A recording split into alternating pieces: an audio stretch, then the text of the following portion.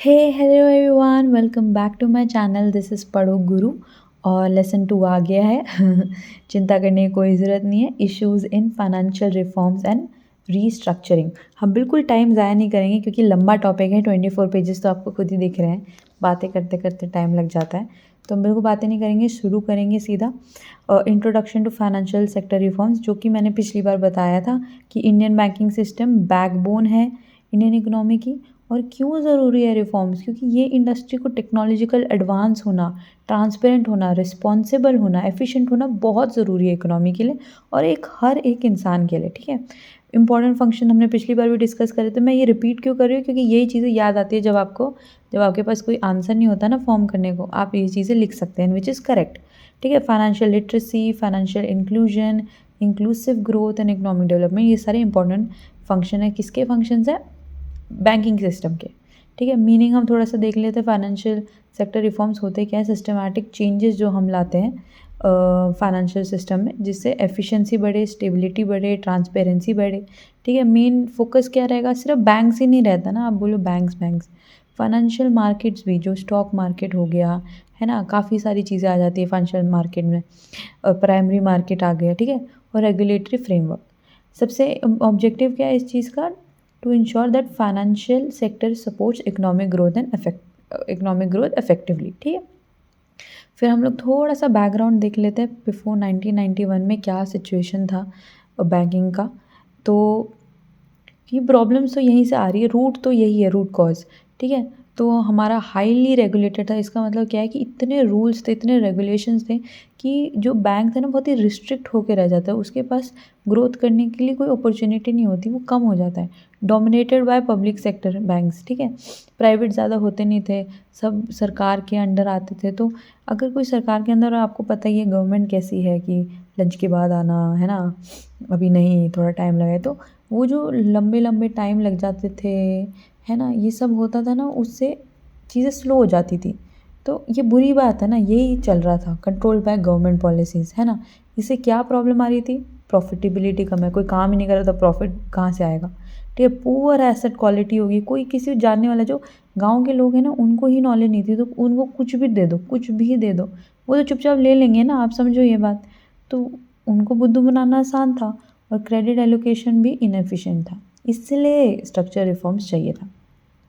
अब बिगनिंग जो हुई है 1991 में, financial sector reforms are initiated in 1991 as a part of economic liberalisation and globalisation. जो इकोनॉमिक रिफॉर्म्स होते हैं उसी के पार्ट में, उसी में ही हमने एक मेजर पार्ट पढ़ा था, which was the financial sector reforms. ठीक है, अब आ जाता है तो रिफॉर्म्स वर, ये 2 रिकमेंडेशन कमेटी हम लोगों ने लास्ट क्लास में पढ़ी थी। ठीक है, these committees focused on strengthening the banking system and improving of operational efficiency.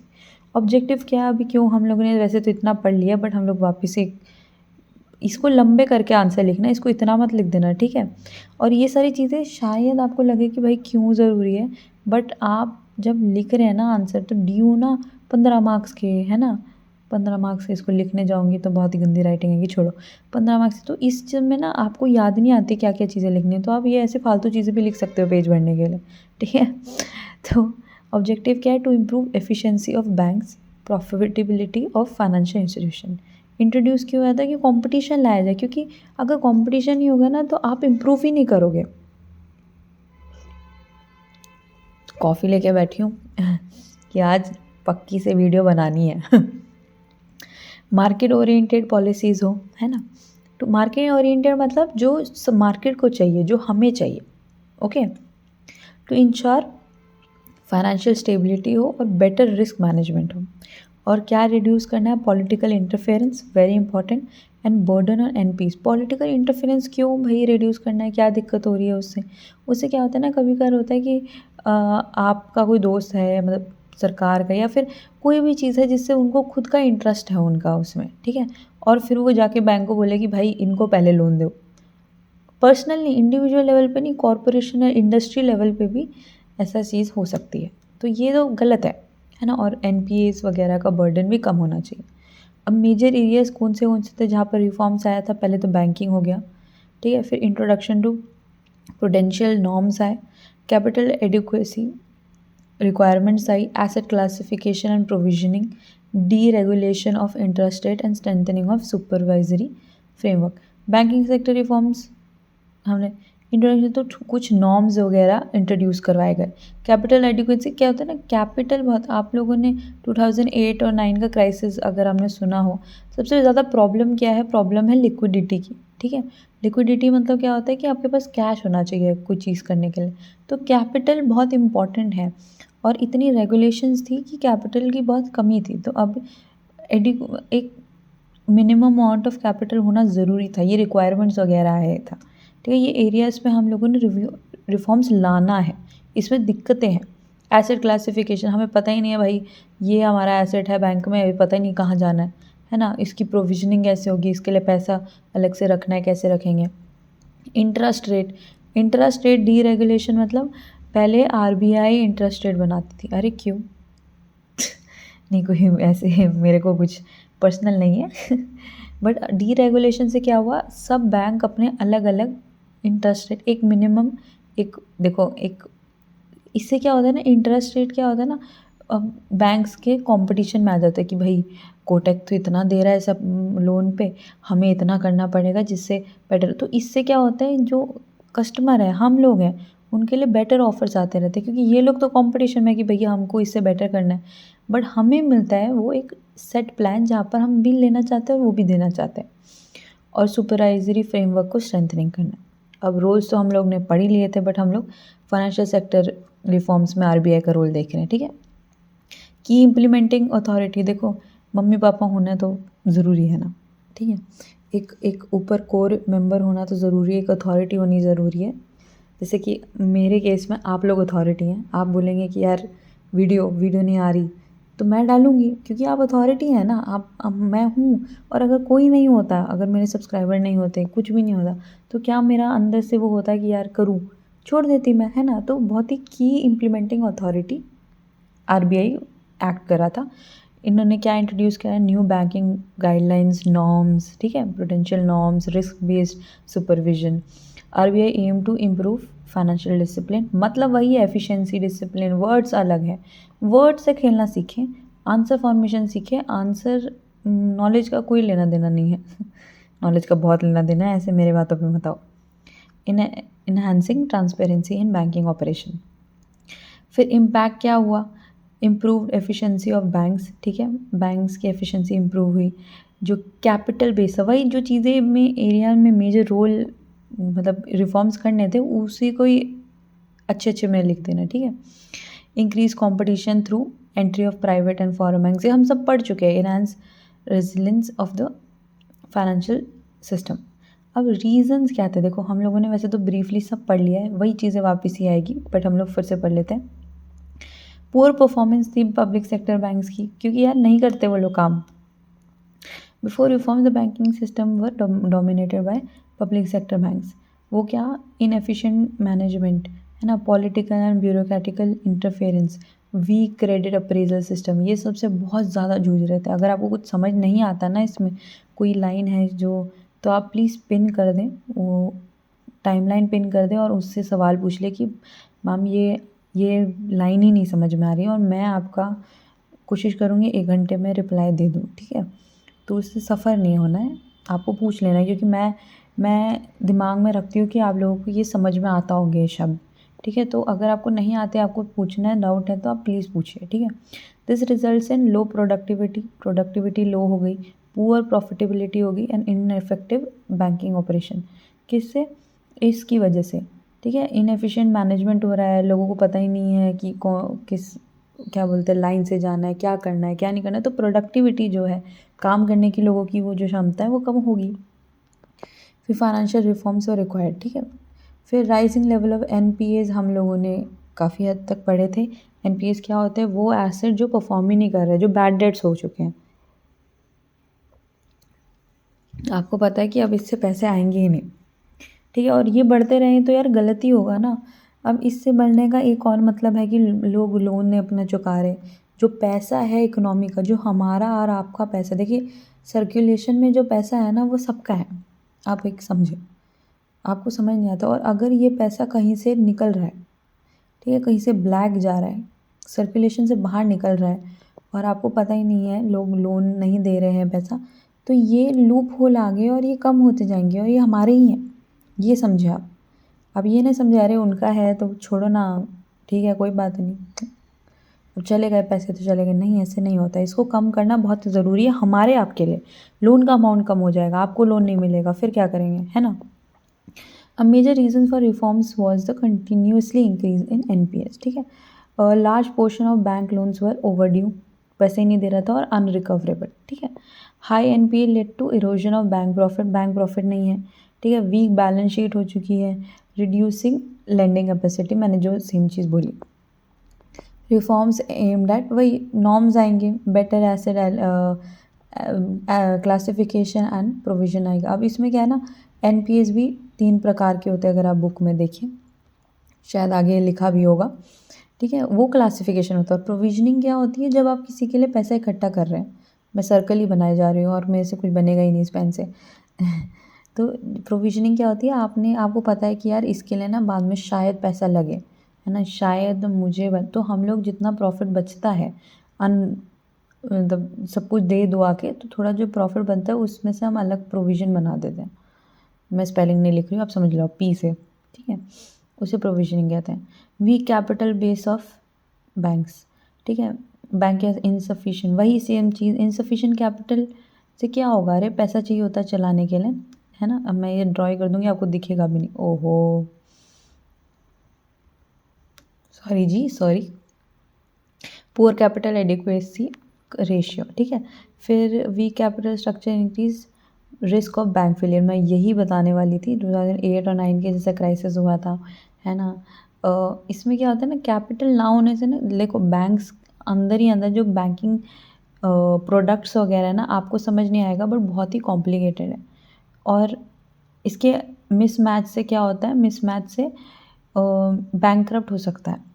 तो बैंकक्रप्ट ना हो, क्योंकि ना बहुत रिस्क लेते हैं बैंक्स, आपको नहीं पता हमको नहीं पता, इन्वेस्टमेंट में काफ़ी रिस्क होता है, ठीक है। तो इसमें भी मैं वीडियोस सेपरेट बीकॉम से अलग फाइनेंस के ऊपर मैं बनाऊंगी, एंड आई वांट कि आप लोग देखें, it will be a great knowledge for you guys free time में, ठीक है। तो उससे क्या होता है कि कैपिटल बाद में वही इलिक्विड हो जाता है, कैपिटल जो पैसा हम लगाए अभी यूज़ कर सकें, ठीक है। फाइनेंशियल इंस्टेबिलिटी, फाइनेंशियल रिफॉर्म्स वर नीडेड, ये तो वही है, ठीक है। अलाइन इंडियन बैंक से इंटरनेशनल स्टैंडर्ड, ठीक है। बेसल नॉर्म्स, हम लोग कुछ नॉर्म्स आए थे, उसमें डिटेल में पढ़ते हैं। एक्सेसिव गवर्नमेंट कंट्रोल, वही चीज़ें, सारी चीज़ें गवर्नमेंट करती थी, इंटरेस्ट रेट गवर्नमेंट लगाती थी, क्रेडिट एलोकेशन गवर्नमेंट करती थी, बैंकिंग पॉलिसी गवर्नमेंट, अरे जब बंदा है ही नहीं उस फील्ड में, है ना, तो उसको बताने की कोई ज़रूरत नहीं है, ठीक है। अगर आप कहीं और रह रहे हो, आप किसी और सिटी में रह रहे हो और घर से आपको मम्मी बोले ये रूल्स है, तो मम्मी को नहीं पता होगा ना कि वहाँ का क्या सिस्टम है ना। यार ये सॉरी यार तो मैं बस आपको एक घरेलू बातों में समझाने की कोशिश कर रही हूँ कि गवर्नमेंट जब उसमें नहीं है, उनको नहीं पता कि लोग क्या है, लोग से कनेक्टेड नहीं है, तो वो कैसे बता सकते हैं, है ना, ठीक है। This reduced operational flexibility, market efficiency, financial sector reforms aim to reduce government intervention and promote market oriented banking. Lack of competition in the banking sector, ठीक है। Entry restricted, limited, private and foreign, ठीक है। Lack of competition से क्या होता है, वही चीज़ है कि आपको बेटर करने का अपॉर्चुनिटी ही नहीं मिलता है ना। Absence of competition results in poor customer service, low innovation, आपको फ़ायदा ही नहीं, फ़र्क ही नहीं पड़ता, कोई है ही नहीं। अगर आप अकेले एग्ज़ाम दे रहे हो, आपको फ़र्क पड़ेगा क्या, अकेले भाग रहे हो आपको फ़र्क पड़ेगा, अभी फर्स्ट ही आना है और क्या। Inefficient pricing of banking products, लोगों को कोई भी बैंकिंग प्रोडक्ट्स हाइप्ड इन्फ्लेटेड वे में देगा और आप ले लेंगे। Reforms allowed entry of private and foreign, private आए, पब्लिक थे पहले, प्राइवेट आए, फॉरेन आए, ठीक है।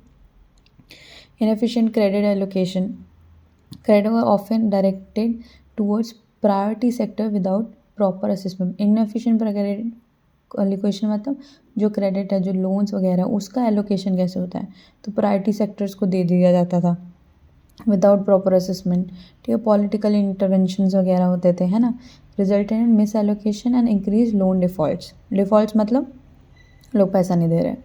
Financial reforms introduce risk based lending and improve credit appraisal system.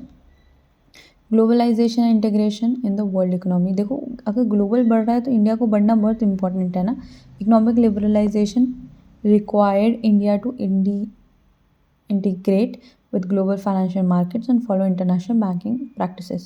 ठीक है, weak financial institutions could not compete globally and support international trade effectively. देखो, इंटरनेशनल होना क्यों, स्टैंडर्ड होना क्यों इंपॉर्टेंट है, क्योंकि हम अब इंटरनेशनली ट्रेड करते हैं और इसमें हम अपनी मनमानी नहीं लगा सकते, क्योंकि सब लोग इंटरनेशनल स्टैंडर्ड्स के थ्रू वो चल रहे हैं। तो अगर हमारा कोई कॉम्पीट ही नहीं कर पाएगा तो हम उसमें ट्रांजैक्शन क्या करेंगे, है ना। नीड फॉर फाइनेंशियल स्टेबिलिटी, है ना, ये अब थोड़ा थोड़ा मैं फास्ट करने की वो कर रही हूँ। तो नीड फॉर फाइनेंशियल स्टेबिलिटी, अब रिकमेंडेशन ऑफ एक्सपर्ट कमेटीज़, ठीक है, उन्होंने रिकमेंड किया था तो रिफॉर्म्स, भैया उन्होंने रिकमेंड किया तो हम लोग आगे करें। अब आ जाता है, ये था रीजंस। अब इश्यूज़ क्या थे, इश्यूज़ और रीज़न एक्चुअली देखो, मैं सच बताऊँ तो सेम टॉपिक में भी काफ़ी चीज़ें रिपीटेड है ना। अगर एक चीज़ है उसमें 3 पॉइंटर है, उसके बाद फिर से 3 पॉइंटर अलग वे में लिखे हुए हैं, तो बहुत सारी चीज़ें रिपीटेड है। तो हम सिर्फ टॉपिक पढ़ते हैं, persistent problem of non performing asset, हम लोगों ने ये बिल्कुल देख लिया। कैपिटल एडुकेसी प्रेशर था बैंक के ऊपर कि भाई क्या बोलते हैं, ये इश्यूज़ थे। उसके बाद जब हो चुका है रिफॉर्म्स, ठीक है, एनपीएस रुक ही नहीं रहे थे, मेजर प्रॉब्लम्स थी, है ना। उसके बाद जो क्या बोलते हैं कैपिटल रिक्वायरमेंट थी, वो भी फुलफ़िल करना मुश्किल है ना। आपने बोल तो दिया कि इतना कैपिटल होना चाहिए, बट उसको फिर फुलफ़िल करना बहुत मुश्किल है ना। Specially PSBs, public sector banks को प्रॉब्लम आ रही थी, कैपिटल शॉर्टेज हो रहा था, डिपेंडेंसी थी गवर्नमेंट रिकैपिटलाइजर। क्या होता है ना कि अगर, क्योंकि बैंक बहुत, इकोनॉमी डिपेंड करती है हर एक बैंक पे, तो अगर बैंक गिरेगा तो इकोनॉमी भी गिरेगी फॉर सम। इसका मैं भी एलेबरेट करके एक दिन समझाऊंगी, ठीक है। तो बस आप ये ध्यान रखें कि अगर ऐसा होता है तो फिर गवर्नमेंट पैसा लगाती है कि भाई कोई बात नहीं, हम लगाते हैं, अभी हम अपनी इकोनॉमी को कुछ नहीं होने देंगे। तो डिपेंडेंसी बढ़ जाती है, फिर आप सोचोगे बाद में कि यार गवर्नमेंट तो कर ही लेगा, हम लोग ये कर लेते हैं। ऐसे नहीं करना है ना, ठीक है।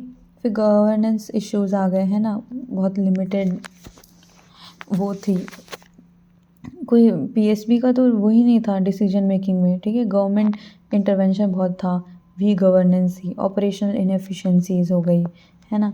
कैसे ओवर स्टाफिंग कर ली भाई, लोगों के पास अब नहीं है काम करने को, तो लगाए जो उससे क्या होगा, उससे तो प्रॉब्लम ही होगी, एक्सपेंस बढ़ते जाएंगे। आउटडेटेड सिस्टम थे, slow adaptation of technology, ineffective credit risk management, है ना, हम लोगों ने पढ़ा। Slow and inefficient recovery mechanism, NPA तो हैं, उसके बाद एनपीए तो हो गए, बट कुछ तो होगा ना जो बैड लोन्स को रिकवर करने में हेल्प करे, कुछ भी नहीं था।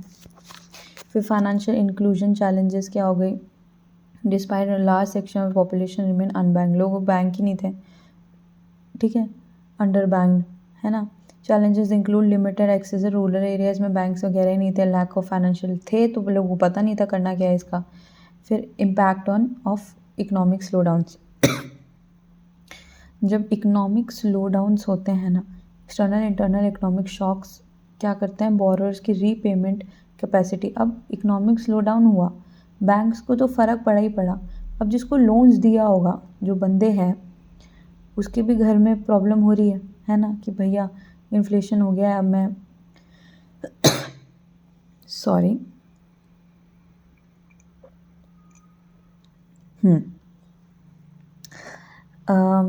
अब वो भी सोच रहा है कि भाई हमारे घर में भी प्रॉब्लम है, अब मैं पैसे कैसे दूंगा, मेरे तो दाल रोटी के पैसे बहुत ज़्यादा पड़ रहे हैं, है ना। तो वो पैसे बाहर बैंक को नहीं देगा, मना कर देगा कि भाई हमारे पास तो है ही नहीं।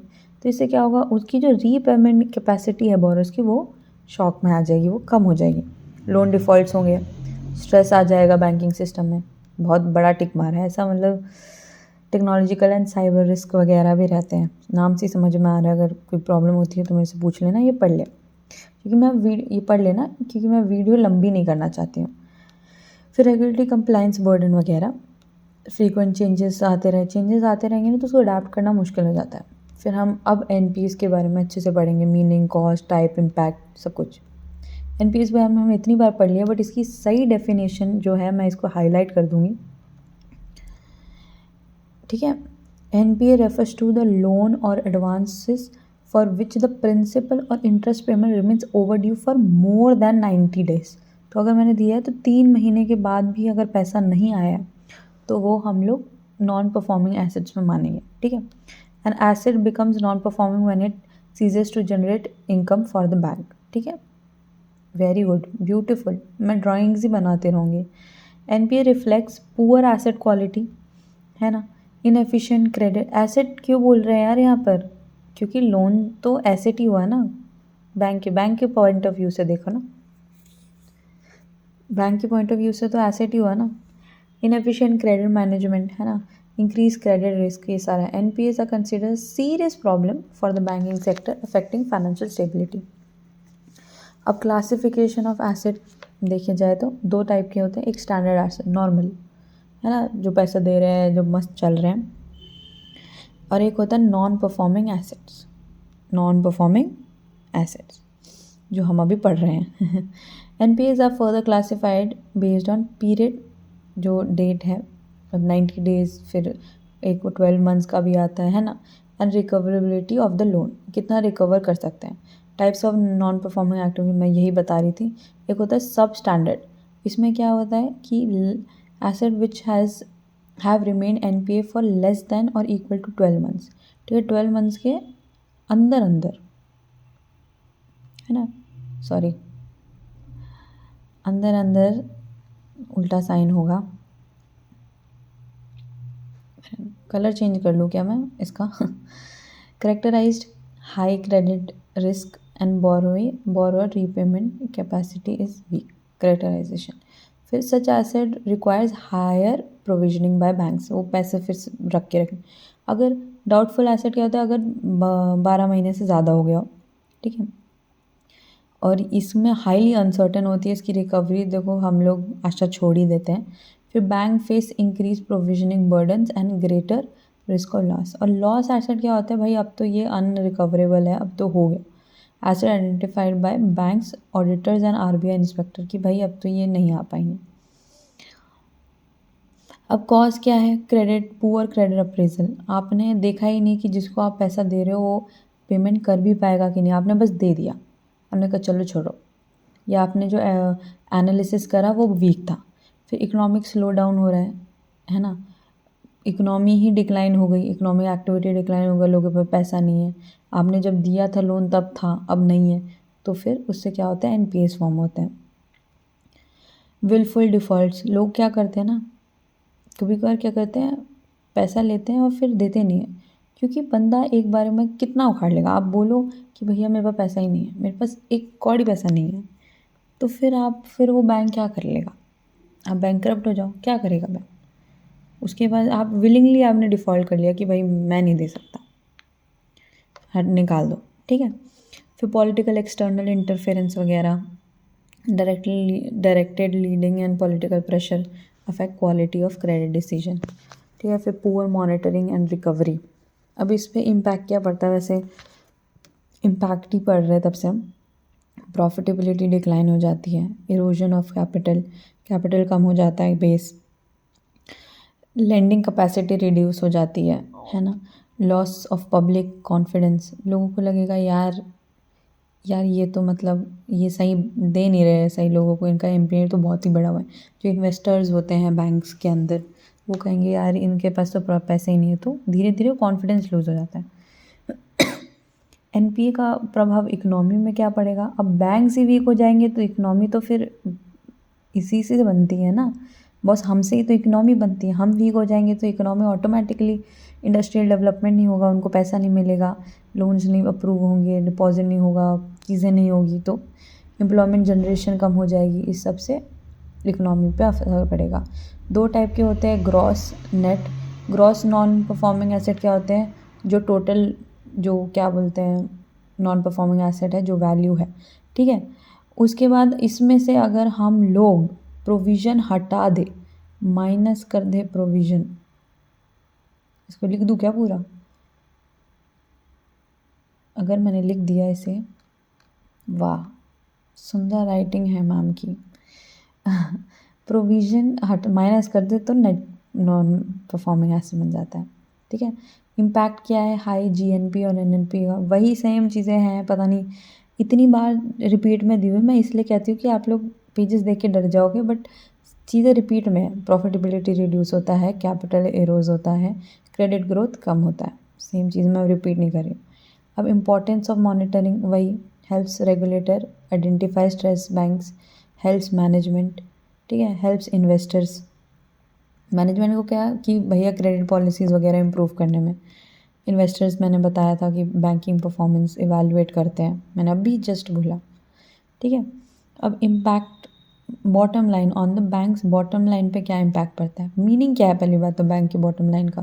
Bottom line of the bank refers to the net profit या नेट लॉस, वो हो गया अपनी बॉटम लाइन बिल्कुल नीचे का, ठीक है। It represent the final financial outcome after deducting all expensive, indicator of overall financial performance. GNP have a direct and negative impact on the bank's bottom line, ठीक है। Loss of interest income, loan classified as NNP stop generating interest income. Interest income is a major source of bank revenue. As GNP increases, interest rate declines and operating income reduces. बहुत ही simple भाषा में लिखा है, तो अगर आपको doubt होगा तो बता देना। This directly lowers the bank's profitability. Increase in provisioning requirement. RBI requires banks to make provision against NNP. Higher GNP leads to higher provisioning, and provisioning means हम लोग साइड में रख रहे हैं प्रॉफिट। रेवेन्यू तो कम हुआ, उसके बाद हम लोगों ने अलग से प्रॉफिट भी निकाल के रखा होगा पिछली बार का, वो भी कम हो गया है ना। जो कैपिटल था वो ओवरऑल फिर से कम हो गया। लैंडिंग का पैसे, हमें पैसे नहीं है तो लैंड भी नहीं कर पा रहे, इतनी प्रॉब्लम्स हो रही है। मैं वापस पढ़ नहीं रही हूँ बट आप समझ रहे हैं ना, ठीक है। जीएनपी वही risk averse, bank become conscious इंसान, तो वो आगे नहीं देंगे, उनका विश्वास टूट जाएगा, उनका दिल टूट जाएगा। मैं क्या बताऊँ भाई साहब। बैंक वाले कहेंगे कि अब मैं तुमको नहीं दे रहा हूँ लोन, यार हमारे पास पहले ही इतना नुकसान हो चुका है। हायर कॉस्ट ऑफ फंड्स, भैया जितने में उन्होंने लोन लिया होगा वो भी तो खर्चा ही है उनका, हायर कॉस्ट हो जाएगा ना फंड्स। कॉस्ट ऑफ बोरोइंग है ना, इन्वेस्टर्स के जो होते हैं हाई रिटर्न्स, वो भी तो देना है ना, डिमांड भी तो है हमारे पास। फिर decline in operation efficiencies, recovery cost, administrative cost वगैरह इंक्रीज़ हो जाएंगे, ठीक है। रिसोर्सेज सारे रिकवरी में ही डाइवर्ट हो जाएंगे, तो जो ऑपरेशंस के लिए चाहिए था पैसा अगर वो उधर जा रहा है तो फिर कम होगी ना एफिशिएंसी। और शेयर होल्डर की वैल्यू, अब बताओ एनपी हो गया, कॉन्फिडेंस लूज़ हो गया, लोग कह रहे हैं यार ये तो शेयर ख़रीदना ही नहीं है, तो शेयर होल्डर की वैल्यू भी कम हो जाएगी, है ना। आप प्लीज़ नीचे ना कमेंट करिए, मैं छोटी छोटी ना ऐसे वो लेते रहूँगी कि शेयर होल्डर, ये देखो मैजिक, शेयर होल्डर और स्टेक होल्डर, इसमें क्या डिफरेंस है? फटाफट कमेंट करो। ये आज का क्विज़ है, पता नहीं क्यों है बट है, ऐसे इंटरैक्टिव रहना चाहिए, है ना। ये डिफरेंस आप मेरे को बताएं। फिर increase dependency on government support, वही सेम चीज़ है, क्योंकि ना यार गवर्नमेंट बोल देता है कि यार तुम ना बहुत बड़े बैंक हो, तुम गए तो हमारी दिक्कत हो जाएगी, इसे कहते हैं, अभी बता दूँ क्या है? नहीं चलो छोड़ो, ज़्यादा बड़ा चढ़ा के नहीं बोलेंगे।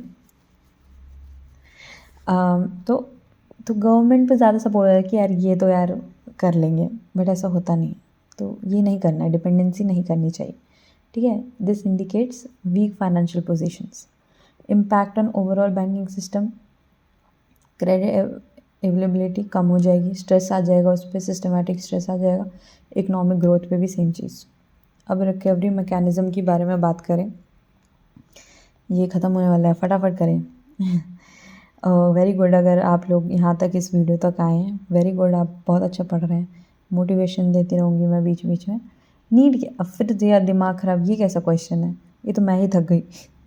नीड क्या है रिकवरी की? क्योंकि एनपीए राइज हो रहा है, ये कैसा सवाल है आपका, आपने सवाल ही गलत पूछा है। क्योंकि एनपीए इंक्रीज़ हो रहे हैं, ब्लॉकेज आ रही है, डिक्लाइन आ रहा है प्रॉफिट, वही सेम चीज़ है, एफिशिएंसी कम हो रही है ना, टाइम कंज्यूमिंग है, इनएफेक्टिव है, बहुत ही हम सीधा रिकवरी पे आ जाते हैं। ये तो इन लोगों ने ना फालतू सवाल पूछना है।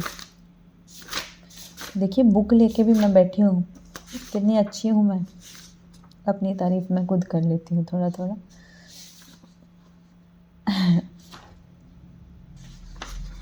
किधर गया मैं, अच्छा जी छोड़ो। अब डेट रिकवरी ट्रिब्यूनल, ये क्या है ना, आप प्लीज़ याद कर लीजिए, इसमें सब टेक्निकल चीज़ें हैं, ठीक है। ऑब्जेक्टिव क्या है, speedy recovery of loans, reduction in burden of civil courts वगैरह, है ना। ये इन्होंने कोर्ट ने ही बताया हुआ है, प्रोसीजर्स एंड रूल्स वगैरह ये इसमें दिया हुआ है। Recovery due to banks and financial institution act, ठीक है। फिर लोक अदालत वगैरह भी होती है, ठीक है, आप लोग वहाँ जाइए, वो लोग क्या बोलते हैं, वो बैंक्रप्सी वगैरह फिर वो करते हैं, है ना। फिर एडवांटेज क्या है, फास्ट सेटलमेंट हो जाता है भैया, कौन नहीं डलता कोर्ट से, लो कॉस्ट में और म्यूचुअल कंसेंट ऑफ दोनों पार्टीज़ में हो जाता है। फिर ये आ जाता है SAR FAE SI, इसको क्या बोलते हैं, सरफाइसी प्रोनाउंस देख लीजिए, बट इसका फुल फॉर्म है री क्यों पढ़ रही हूँ मैं, securitisation and reconstruction of financial asset and enforcement of security interest act 2002। ये हमने कहीं और भी पढ़ा है पिछले सेमेस्टर्स में, आप अगर याद है तो मेरे को बताना कहाँ पे पढ़ा था ये वाला टर्म। ऑब्जेक्टिव क्या है, empowers bank to recover loans without court intervention, ठीक है।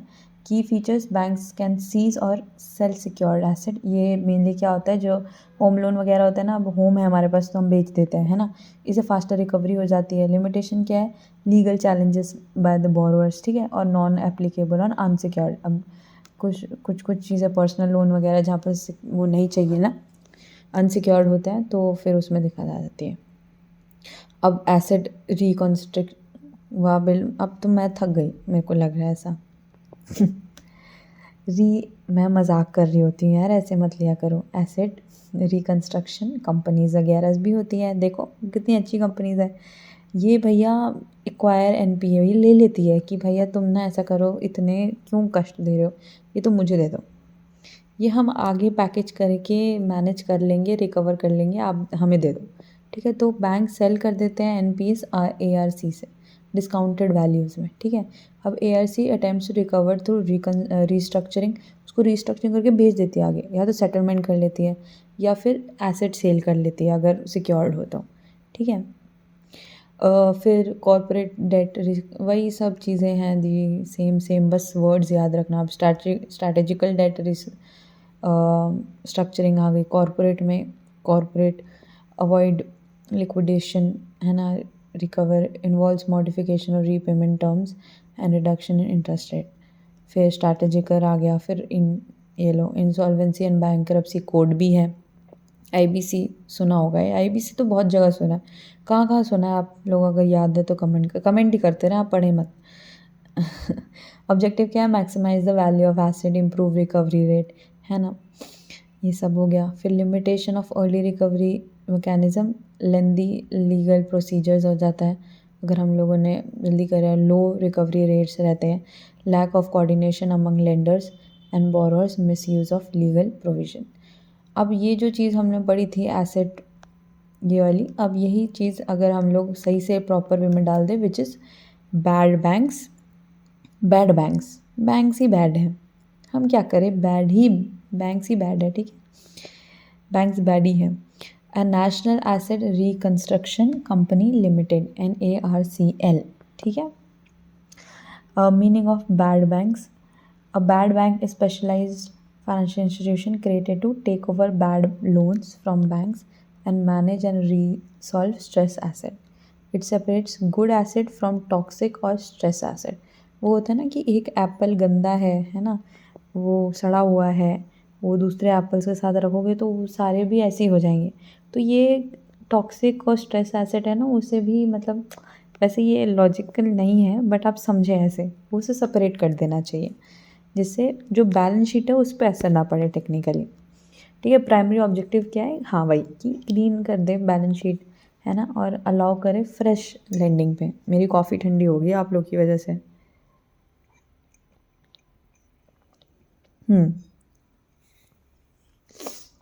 नीड क्या है? अरे नीड क्या है? नीड है वही हाई एनपीएस हो गए हैं, वीक बैलेंस शीट है, क्रेडिट ग्रोथ रिड्यूस हो चुका है, एग्जिस्टिंग रिकवरी मैकेनिज्म बहुत स्लो है ना, इनएफिशिएंट है। क्या करते हैं भाई, दे दो यार, घर घर जा रहे हैं प्लीज़, है ना, धमकी देते हैं, ये करते हैं। स्टार्टिंग तो यही होती है हर एक जगह की, रूरल में खासकर। फिर banks require mechanism to transfer stress asset and improve financial health. Concept क्या है NARCL का? National asset reconstruction company limited, NARCL is India's bad bank. जैसे RBI है, सेंट्रल बैंक है, ये बैड बैंक है हमारा, गंदे बैंक है भाई, गंदे बैंकों के बारे में नहीं पढ़ना आता। Established in 2021, बड़ा नया नया है। NARCL was set up to resolve large value NPS and reduce stress in the banking system. ठीक है, it works in collaboration with India Debt Resolution Company Limited. Structure क्या है? ARC है, मैंने जैसे बताया। ओनरशिप पब्लिक सेक्टर बैंक्स के पास majority वो है। IDRCL फंक्शन क्या? एन आना, ये गलत लिख दिया है लगता है, asset management and resolution entities. ठीक है, ये गलत हो गया है, ये थोड़ा आप इग्नोर मारे। NAR होना चाहिए, मैं लिख दूँ क्या, टाइप कर दूँ? ये किसने, ठीक है, ये NA है, इस थोड़ा ऊपर कर देते हैं, ID नहीं है। फंक्शंस क्या है? एक्विजिशन करता है, कंसोलिडेट करता है, सबको मिक्स करता है। ठीक है, resolution of bad loans through restructuring, sale of asset, हम लोगों ने अभी ऊपर पढ़ लिया, मैंने समझा भी दिया। ठीक है, रीस्ट्रक्चरिंग मतलब एक नया प्रोडक्ट बना सकते हो यार आप लोग, आपको नहीं पता होगा। हम सिक्योरिटाइजेशन वगैरह में भी समझेंगे कि रिकंस्ट्रक्चर कैसे करते हैं, कि हमने बुरे बुरे ले लिए, उसको साथ में करेंगे ना तो वो अच्छा दिखने लग जाता है और फिर वो आगे बेच देते हैं। Working mechanism, bank transfer NPA to NARCL। ठीक है, बैंक्स क्या बोलते हैं, NPA देता है कि भाई ये लो, बैड बैंक तुम रखो। फिर in return bank receive cash मिलता है, ये सिक्योरिटी रिसीट्स वगैरह मिलती है। Government provide souvenir guarantees on security receipt. फिर गलत हो गया है, मैनेजेस द रिकवरी एंड, फिर वो अपना दिखते हैं, उसको मैनेज खुद करते हैं। ऑब्जेक्टिव क्या है? NPA रिड्यूस हो जाए, इम्प्रूव हो जाए एसेट क्वालिटी, प्रॉफिटेबिलिटी, बैंक का कैपिटल थोड़ा फ्री अप हो जाए, न्यू लेंडिंग हो, strengthen financial stability. Advantages, faster resolution of large NPAs, professional management of stress asset, कोई है जो जिसको इतनी नॉलेज है इस सब चीज़ की। ठीक है, improve focus on banks on core activities, वो देखेंगे नहीं प्रॉब्लम्स आपने किसी और को दे दी, प्रॉब्लम्स आपने अपने बेस्ट फ्रेंड को दे दी कि यार तू डील कर, मैं अभी इन्जॉय करता हूँ, तू चिल्ला, मैं इन्जॉय करता हूँ। वही सेम केस है, बेस्ट फ्रेंड है ये, बैड नहीं है, गुड बैंक है। Restoration of confidence in the banking system, फिर कॉन्फिडेंस लेकर आता है, बट है तो भाई वही है, बस बैंक के सामने नहीं आने देगा। Support for overall economic growth. Challenges क्या है यार? स्ट्रेस एसेट की वैल्यूएशन करना थोड़ा मुश्किल है ना, लीगल और प्रोसीजर, एक तो प्रोसीजर्स बहुत है इंडिया में, फिर कोऑर्डिनेशन अमंग मल्टीपल लेंडर्स, है ना, मार्केट कंडीशंस कैसी रहेगी जो एसेट की सेल को अफेक्ट करेगी। इम्पोर्टेंस वही चीज़ है, हेल्प करता है बैलेंस शीट को क्लीन करने में, सिस्टमैटिक स्ट्रेस रिड्यूस करता है, complements existing recovery merchants like IBC, enhances the effectiveness of financial sector's reforms.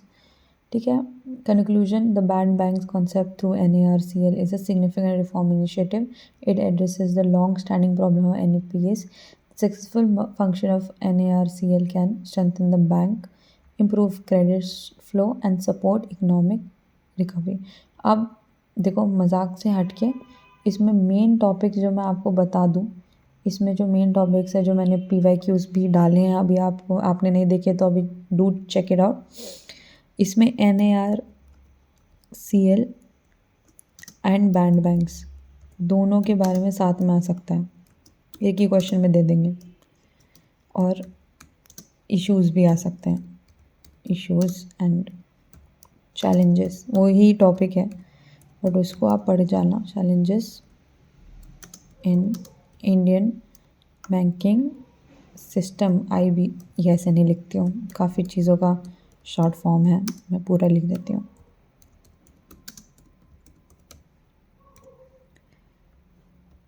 Feeling okay okay तो ये 2 टॉपिक है, आपको प्लीज़ याद करके जाना है। 2 मैं मजाक कर रही थी बहुत ज़्यादा कि सेम चीज़ें रिपीट हुई है, बट अब आपको पढ़ना तो पड़ेगा, है ना। तो इसलिए आप कहाँ पर आए हो, पढ़ो गुरु में। तो ये यहाँ पर चैप्टर एंड होता है। 2 मेरे को लग रहा था ये लंबी वीडियो बनेगी क्योंकि थी ये लंबी, बट बहुत ही रिपीटिव टॉपिक्स हैं, आपने देख लिए खुद ही, ऊपर चला जाओ, है ना। तो आपको खुद समझ में आया कि बहुत ही रिपीट हो रहे हैं वर्ड्स वगैरह, तो थोड़ा जल्दी हो गया।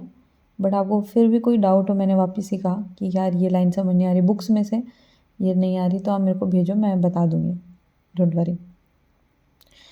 तो यहीं पे ये चैप्टर ख़त्म होता है and chapter number lesson number 3, 4, 5 मैं कोशिश करूँगी 3 या 4 वीडियोस कल अपलोड हो जाए, जिससे मेजर सिलेबस ख़त्म हो जाए। एंड आई एम सॉरी कि एग्ज़ाम्स तो बहुत पास में और लेट वीडियोस आ रही है, but I will make sure कि अगली बार से ऐसा ना हो, ठीक है। So good night. लोग सुबह भी देख रहे होंगे यार, गुड नाइट नहीं, वापस ले लो गुड नाइट। इसी पे मैं वीडियो एंड करती हूँ and I just want to say पढ़ो गुरु, पढ़ो गुरु, पढ़ो। Okay bye.